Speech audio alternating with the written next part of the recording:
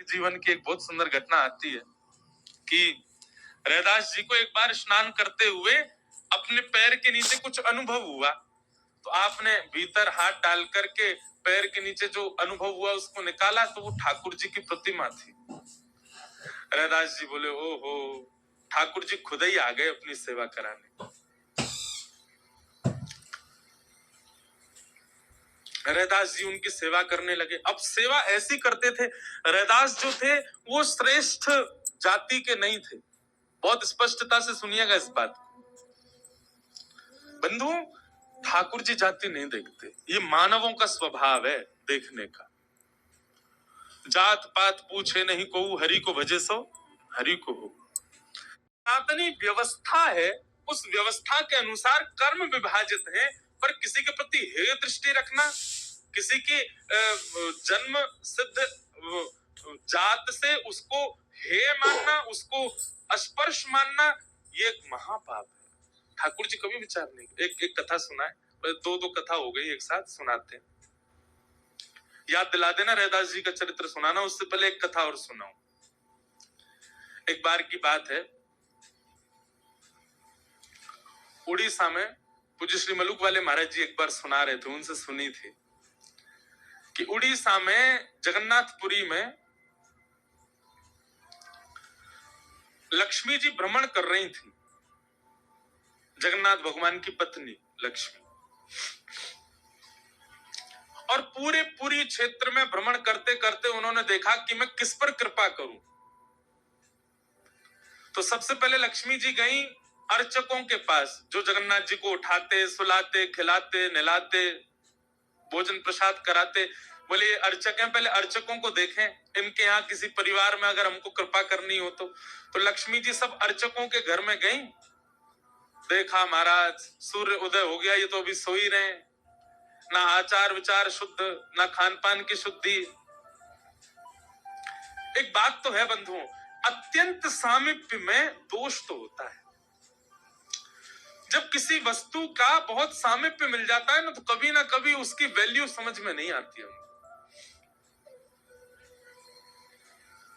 ये हम अपने ऊपर भी कह रहे हैं, हम भी लाल जी के बहुत समीप रहते हैं ना, तो कभी कभी ऐसा होता है कि कहीं पर अव्यवस्था होती है। कहीं कथा में गए, वहां थोड़ी सी अव्यवस्था है, लाल जी के अनुकूल नहीं है। जैसे कि लाल जी को देसी गैया का दूध ही आता है, जर्सी का नहीं आएगा, बाजार का नहीं आएगा। पर कई जगह ऐसे लोग हैं कथा कराने वाले, वो नहीं करते व्यवस्था, या व्यवस्था में कई बार होती भी नहीं। तो फिर लाल जी को हम कहते हैं, लाल जी अब यहाँ तो कछुदना जो है का है, आप बिना दूध के रहो। जबकि होना क्या चाहिए, चाहे जो हो जाए, चाहे 20 किलोमीटर दूर से आए, लाल जी के लिए दूध आना चाहिए। बिना दूध के नहीं रहते हो। लेकिन हम ठाकुर जी को ऐसे कह देते हैं, कोई बात नहीं ठाकुर जी, यहाँ दूध नहीं मिल रहा, 7 दिन बाद कहीं और जाएंगे, वहां तो दूध आएगा आपके लिए। अब ये अत्यंत सामीप्य, इसलिए हम ठाकुर जी से निवेदन कर रहे हैं कि आप काम चला लो।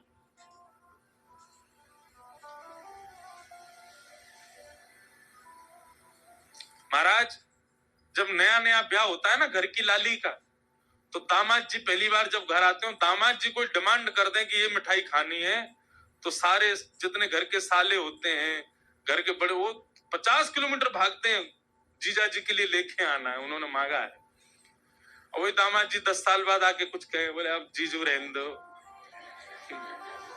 क्या करोगे खाके।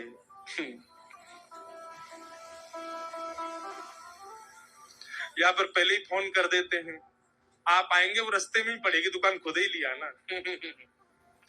अत्यंत सामीप्य के बाद में कहीं ना कहीं हमारा भाव जो है वो धीरे धीरे घटने लग जाता है। कभी कभी मैं आपसे भी निवेदन करूं, ठाकुर जी से भी विरह मांगो। हे नाथ, कहीं मैं आपके बहुत समीप ना आ जाऊं, बहुत समीप आकर के कहीं मैं आपके प्रति मेरा भाव कम ना हो जाए। तो लक्ष्मी जी ने देखा महाराज सबरे पुजारी, अर्चक, साधक लेट लेट तक सो रहे हैं, ना आचार विचार शुद्ध, ना खान पान की शुद्धि, ना वस्त्रादि धुले हुए, एक ही वस्त्र हैं, 5-5 दिन तक उन्हीं को पहनने हैं। लक्ष्मी जी बोली, ये मेरे रहने लायक स्थान नहीं है, यहाँ नहीं आऊंगी। और तभी लक्ष्मी जी ने आगे जाकर के देखा कि वह परिवार जिनको झाड़ू लगाने की सेवा थी, नाली आदि साफ करने की सेवा थी, जिनको मंदिर में प्रवेश तक नहीं करने दिया जाता, उनके घर में गोबर का चौका, सब ब्रह्म मुहूर्त में उठ गए हैं, तुलसी जी को जल दे रहे हैं, घर में बिल्कुल शुद्ध भोजन बन रहा है, आचार विचार की शुद्धि, हाथ स्वच्छ हैं, पैर बच जन्म से उनकी जाति कहीं ऊंची नहीं है, लेकिन बाकी सब कुछ उनका स्वस्थ था, बिल्कुल शुद्ध था। एक बात याद रखना बंधु, लक्ष्मी जी की कृपा चाहते हैं ना, पवित्र रहना प्रारंभ कर दो। लक्ष्मी जी को पवित्रता बहुत प्रिय है। आपने आज जो वस्त्र पहने, कल अगर आपने पहन लिए, लक्ष्मी जी तुरंत चली जाएंगी। इतनी भी अपवित्रता लक्ष्मी जी को प्रिय नहीं है। लक्ष्मी जी बोली ये अच्छी है, इसके यहां मैं जाऊंगी। लक्ष्मी जी प्रत्यक्ष प्रकट हो गई उनके घर में जाकर के। अब वे तो बेचारे छोटे मोटे लोग, बेचारे ज्यादा धनवान तो थे नहीं। उन्होंने जब देखा कि अत्यंत गहने पहन रखे हैं, ऐसी मधुर सुगंधी आ रही है, रूप देख करके नेत्रों के पलक नहीं झपके जा रहे, सबने दंडवत प्रणाम किया। बोले आपका परिचय? बोले हम जगन्नाथ जी की गृहिणी हैं, साक्षात लक्ष्मी। वे सब घर के लोग, अरे हमारे घर का तो जल भी आपके स्पर्श योग्य नहीं है, हम तो ऐसे लोग हैं, हम तो नीचे लोग हैं। ये लक्ष्मी जी बोली ये सब बात नहीं करो, हम लोग ठाकुर जी ये सब विचार नहीं करते। तुम्हारा आचरण देखो कितना शुद्ध, तुम्हारे व्यवहार कितना शुद्ध, तुम्हारी बुद्धि कितनी शुद्ध है। और सुनो, चौकी लगाओ, जो भी घर में बना है प्रत्यक्ष थाल में पधराओ, हम तुम्हारे यहाँ प्रसाद पा करके जाएंगे। पूरा घर भाव विवल हो गया, सबके नेत्रों में आंसू, साक्षात लक्ष्मी जी आई हैं। सबने पवाया। लक्ष्मी जी प्रेम से प्रसाद पा रही थी, तभी जगन्नाथ जी के बगल में ही विराजते हैं सुभद्रा जी, सुभद्रा जी के बगल में विराजते हैं श्री बलराम जी। बलराम जी भ्रमण कर रहे थे पुरी में। भ्रमण करते करते वो घर घरों में झांक के देख रहे थे क्या हो रहा है। जैसे ही उस घर में झांक के देखा तो श्री लक्ष्मी जी प्रसाद पा रहे हैं। बलराम जी बोले राम राम राम राम राम राम, ये झाड़ू पोंछा बर्तन करने वाले लोग, इनके यहाँ पर चले जाओ, इन पर कृपा करो। पर भैया इनके यहाँ तो भक्ष भक्ष भी बनता होगा, मांस भी बनता होगा, और ये लक्ष्मी जी यहाँ बैठ करके प्रसाद पा रही, हमारी घर की बेटी, हमारी घर की बहू, बिल्कुल आचार विचार की शुद्धि नहीं रखी। नाक फूल गई। परिवार में 2-3 लोग ऐसे होते हैं उनकी नाक बहुत जल्दी फूल जाती है। पहले तो जेठ जी, दूसरी ननद जी, तीसरे फूफा जी हैं,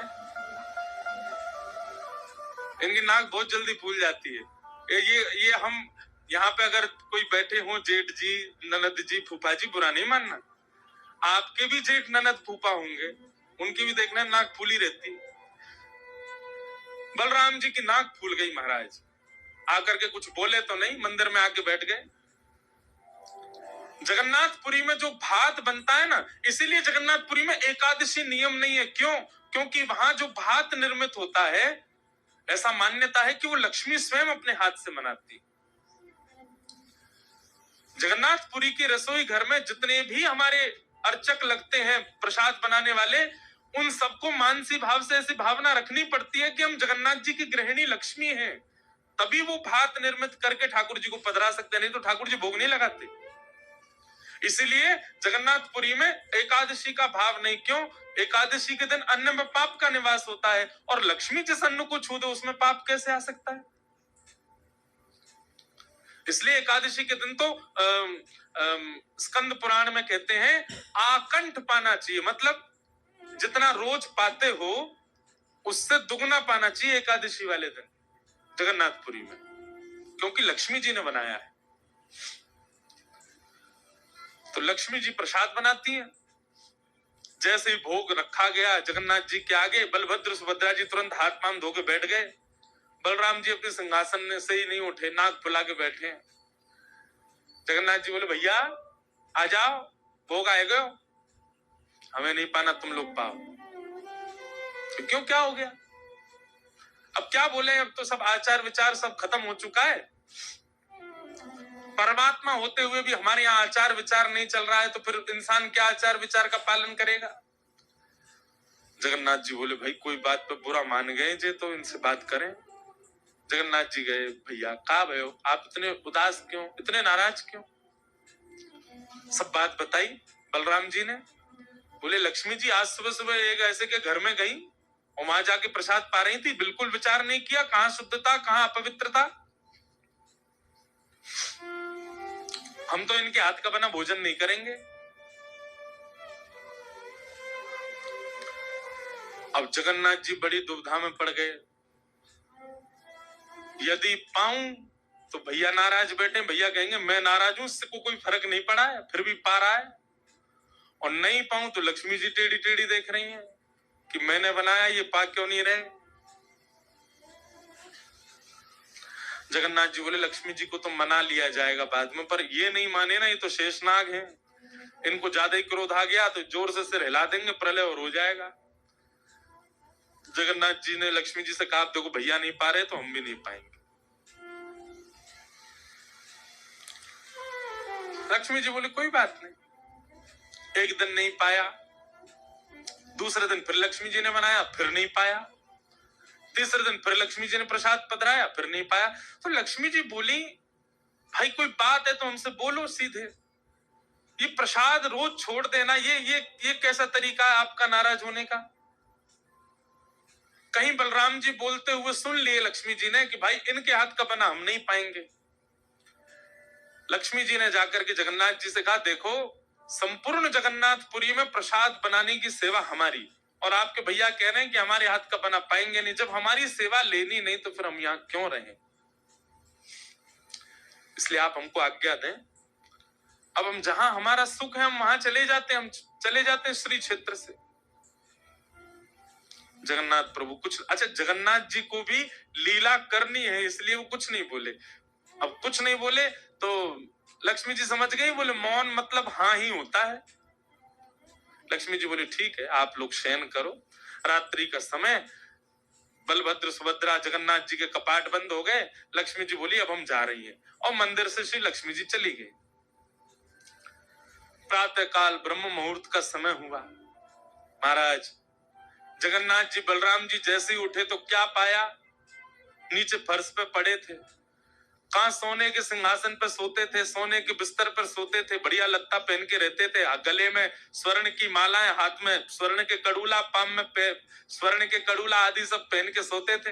लेकिन लक्ष्मी चली गई तो सब चला गया। सवेरे उठे तो फर्श पे पड़े थे। बलराम जी बोले, लाला जी कहाँ है वो, हमारे सिंहासन वगैरह कहाँ चले गए? ठाकुर जी बोले, लक्ष्मी जी चली गई ना, लक्ष्मी तो मतलब सब होता है। बलराम जी ने अपनी तिजोरी जाकर के खोली, सबरे वस्त्र चले गए, आभूषण चले गए, सब आयुध चले गए, फटे पुराने मैले कुचैले बिना धुले महीनों के सालों के वस्त्र पड़े थे। और यही होता है, लक्ष्मी जाती है तो यही रह जाता है। लेकिन बलराम जी भी अपनी पूरी उसमें थे, बोले कि हम भी कुछ नहीं कहेंगे, ठीक है जैसे हैं वैसे रह लेंगे, कोई लक्ष्मी जी के जाने से हम पे फर्क थोड़ी पड़ रहा है। चल लाला भोजन को समय है, क्यों प्रसाद पामे। ठाकुर जी बोले, कैसे प्रसाद पाएंगे, प्रसाद तो लक्ष्मी बनाती है, लक्ष्मी चली गई, खुद ही बनाना पड़ेगा। बोले हाँ हाँ, तो हम पे कोई बनावी कमी, हम दोनों मिलके बनाएंगे। कृष्ण बलराम दोनों गए रसोई घर में, जाकर के देखा तो महाराज वहां से अन्न दाल चावल सब चले गए, क्यों सब लक्ष्मी से ही आते हैं। कहां तक कहें, चूल्हा जलाने की लकड़ी भी नहीं बची, वो भी लक्ष्मी से ही आती है। लक्ष्मी गई और सारी श्री लेकर के चली गई अपने साथ। एक दिन दो दिन, अब तो दर्शनार्थी आने बंद हो गए, क्यों, मंदिर की श्री भी चली गई। जगन्नाथ जी और बलराम जी चुपचाप बैठे हैं अपने सिंहासन पर, भूखे प्यासे बेचारे, आंख बाहर निकल आई। बलराम जी बोले, लाला, बोले हाँ, 2 दिन है गए लाला, भोजन ना कियो, और 2 दिन पहले गुस्सा में ना कियो, 4 दिन है गए, और कचू है भी ना, कहा करें।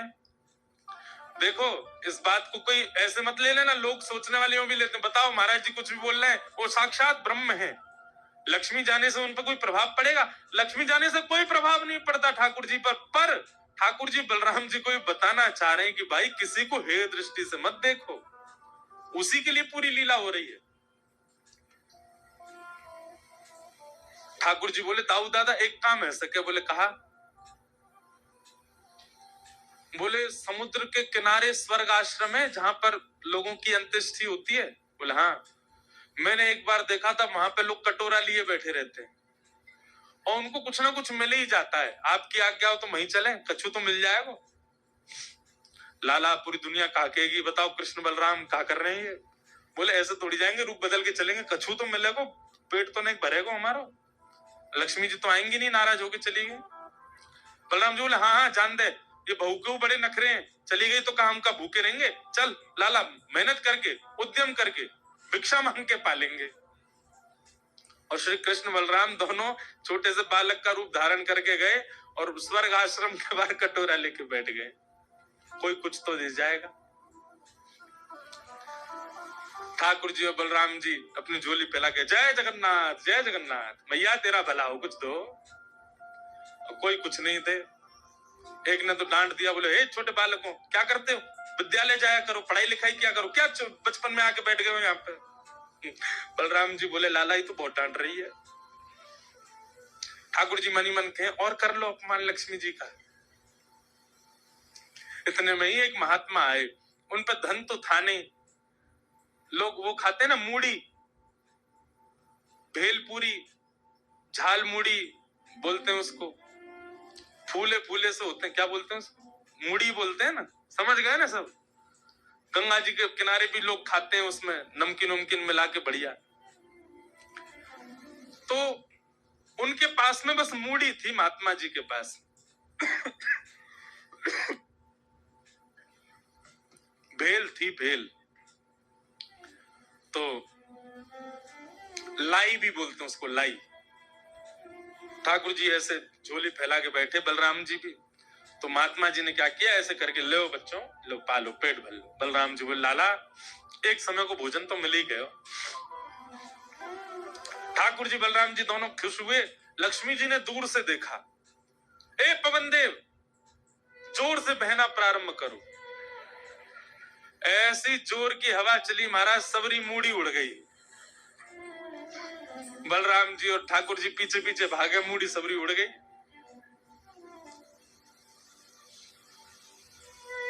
बलराम जी बोले लाला ये क्या हो गया?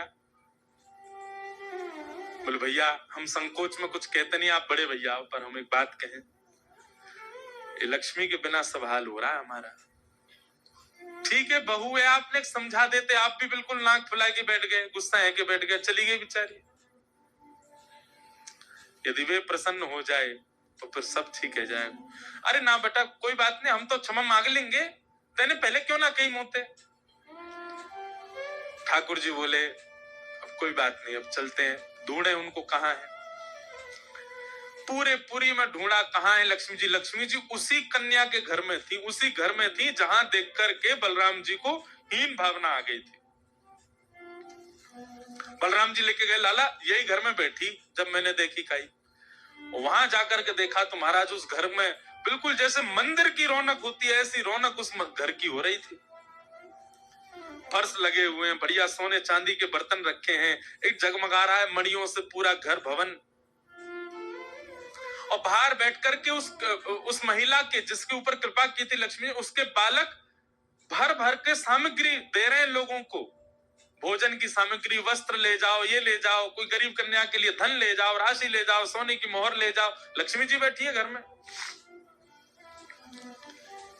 ठाकुर जी बोले अब लक्ष्मी जी तो नाराज हैं, भैया एक काम करें, हम भी लाइन में लग जाएं, कछु मांग लें, लेके चल दें। जैसे ही ठाकुर जी और बलराम जी लगे कतार में, भीतर से लक्ष्मी जी को देख के दया आ गई। मेरे प्राणनाथ, ये चाहे तो सर्व समर्थ हैं, परंतु बलराम जी को बताने के लिए पूरी लीला कर रहे हैं। लक्ष्मी जी तुरंत बाहर आई और दोनों को इशारा किया, आप लोग इधर आओ। बलराम जी बोले देख बहू तू नाराज मत हो, हम ते गलती है गई, और वैसे गलती तेरी भी कम नहीं, तो को नहीं जानो चाहिए ऐसी जगह।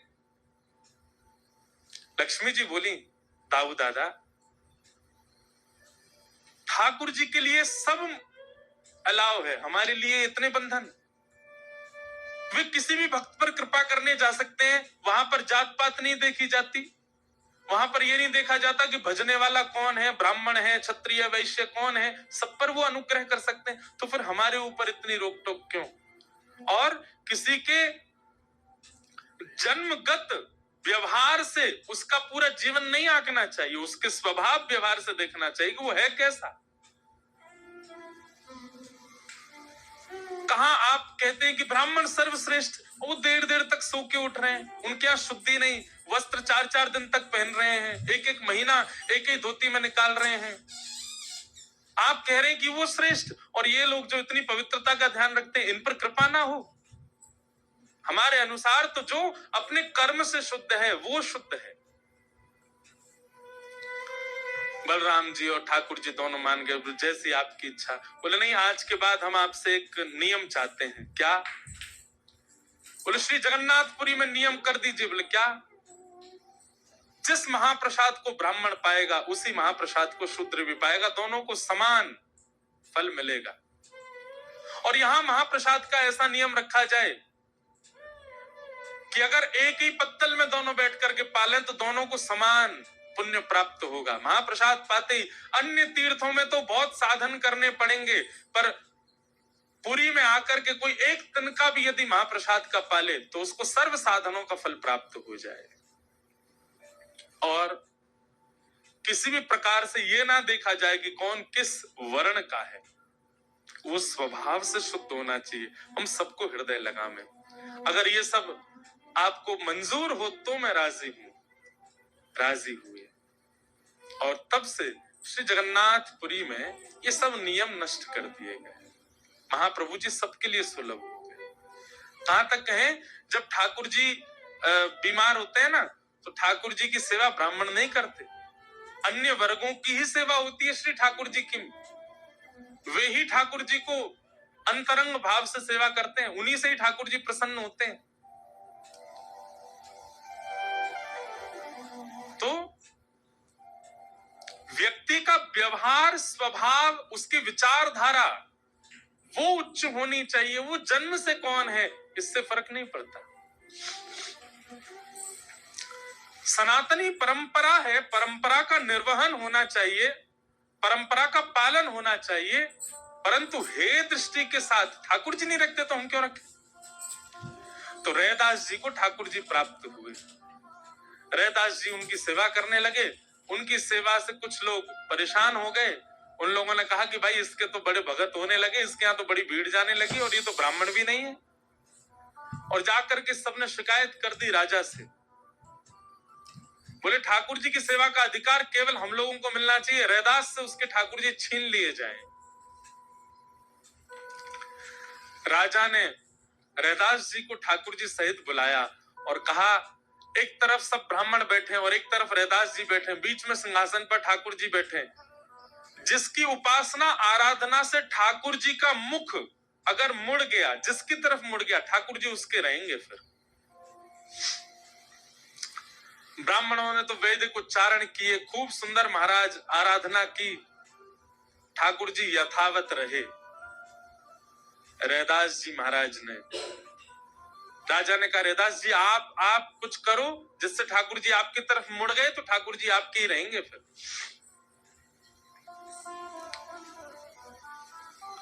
रैदास जी ने एक पद गाया,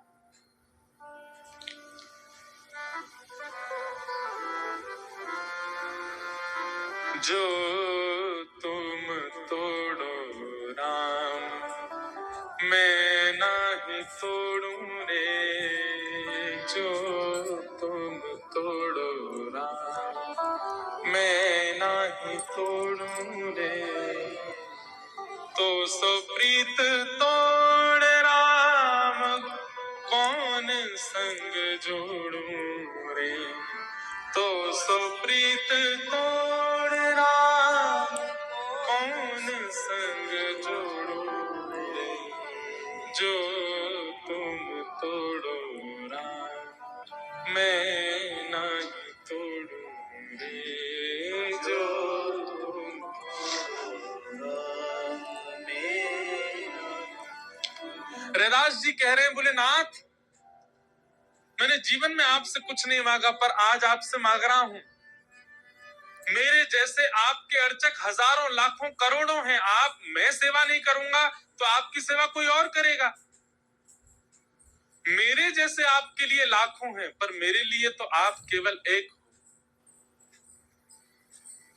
आपको सेवा की आवश्यकता नहीं, मुझसे भी अच्छी सेवा करने वाले आपको मिल जाएंगे, पर मुझे आप नहीं मिल पाओगे ना।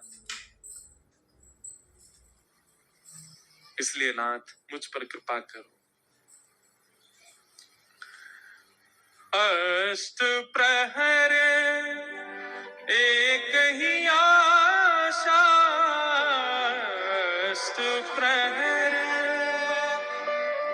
एक ही आशा, मन क्रम वचन कहे रैदास, मन क्रम वचन कहे रैदास। मेरा पूरा जीवन केवल आपकी सेवा के लिए है। मन क्रम वचन, धन मेरे पास नहीं है, पर मन क्रम वचन से मैं केवल आपका हूं राम जी। भले मैं श्रेष्ठ कुल में नहीं जन्मा, मैं धनवान नहीं हूं, पर मेरा सब कुछ आपके लिए। मैं श्वास भी आपके लिए लेता हूं, मैं चलता भी आपके लिए हूं, मैं जीवित भी आपके लिए, मैं भोजन भी इसलिए करता कि आपकी सेवा कर सकूं। मुझ पर कृपा अनुग्रह करो नाथ। रैदास जी ने ऐसा पद गाया, बात तो केवल इतनी थी कि ठाकुर जी मुख घुमाएं जिसकी तरफ उसके हो जाएंगे, पर रैदास जी का पद सुनकर के ठाकुर जी ने मुख नहीं घुमाया। ठाकुर जी प्रतिमा चल करके श्री रैदास जी के कंठ से आकर के लग गई, और यह दृश्य देख करके वहां विराजमान जितने विप्र थे, राजा थे, सब नतमस्तक हो गए।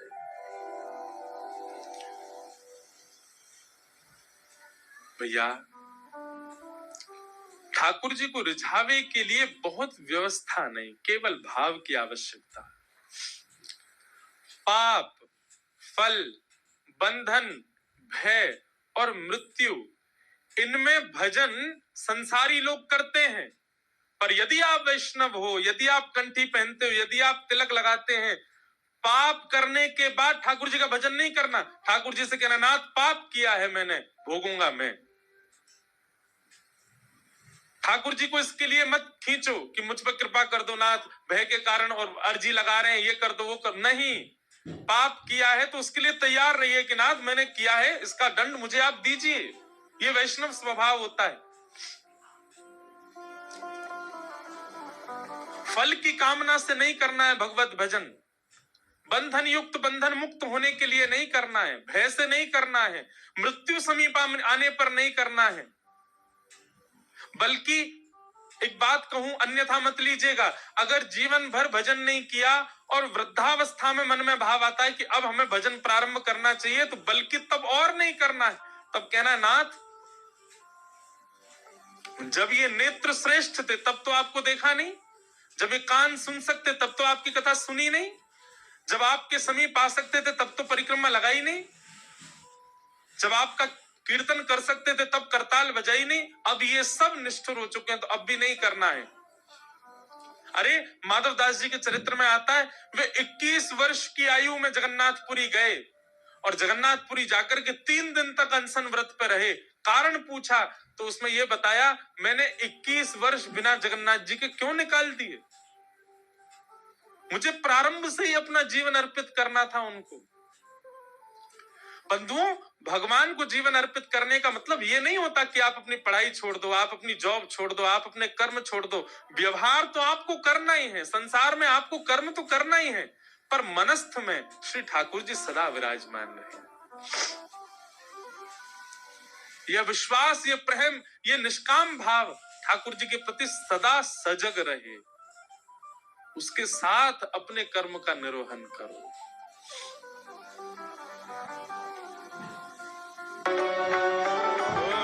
किसके द्वारे जाए पुकारो और न कोई सहारो, किसके द्वारे जाए पुकारो और न कोई सहारो, अब तो